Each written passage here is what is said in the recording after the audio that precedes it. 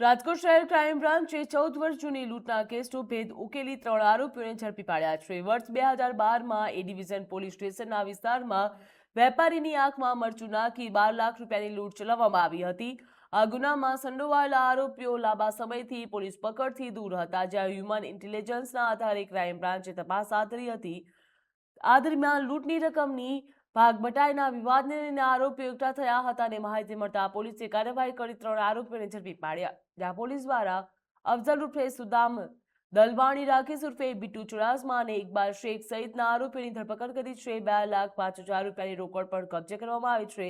સમગ્ર મામલે વધુ તપાસ પણ હાથ ધરાઈ છે।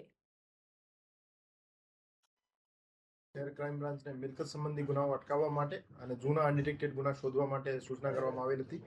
એ અન્વયે ક્રાઇમ ડીસીપી શ્રી ભરત બસિયા સાહેબના માર્ગદર્શન હેઠળ પીઆઈ શ્રી એસ ચાવડા સાહેબ, પીઆઈ શ્રી મનોજ ડામોર સાહેબ અને પીઆઈ શ્રી ચિરાગ જાદવની ટીમો કાર્યરત હતી। એમાં પીઆઈ શ્રી એસ ચાવડા સાહેબની ટીમના પીએસઆઈ એસ એમ રાણા સાહેબને એક બાતમી મળી હતી કે 2012ની સાલમાં હોસ્પિટલ ચોક ઠાકર હોટલ પાછળ જે શેરીમાં એક લૂંટનો બનાવ બન્યો હતો 14 વર્ષ જૂનો। એમાં ભાગબટાઈનો એક વિવાદ ચાલતો હોય અને ભાગબટાઈના પૈસાને લઈને એક માણસો જે છે, આરોપી જે છે, એક જગ્યાએ ભેગા થયેલા હોય તો ટીમ દ્વારા ત્યાં રેડ કરવામાં આવેલ હતી અને 3 આરોપીઓને એ ડિવિઝન પોલીસ સ્ટેશનના જે અનડિટેક્ટેડ લૂંટના ગુના હતા એમાં 2.5 લાખ જેવી રોકડ રકમ સાથે એમની અટક કરવામાં આવેલ છે અને 2012નો જે ગુનો છે એ ડિટેક્ટ કરવામાં આવેલ છે।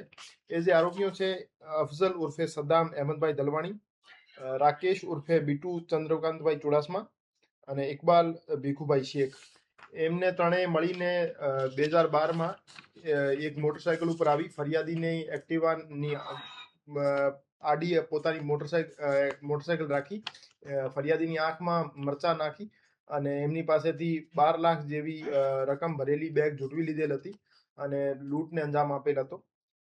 તો એ બાબતે પ્રનગરમાં એક ગુનો દાખલ થયો હતો અને ત્યારથી એ ગુનો અનડિટેક્ટેડ હતો।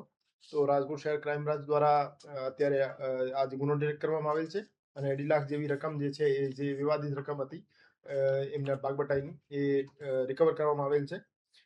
અફઝલ ઉર્ફે સદ્દામ દલવાણી વિરુદ્ધ અગાઉ પણ ગુના દાખલ થયેલા છે। 5 ગુના એના વિરુદ્ધ ટોટલ ઈ-ગુજકોપમાં દર્શાવે છે, જેમાં એક ચોરીનો ગુનો, એક ખંડણીનો, એક મારામારીનો અને બીજા પ્રોહિબિશનના ગુના છે।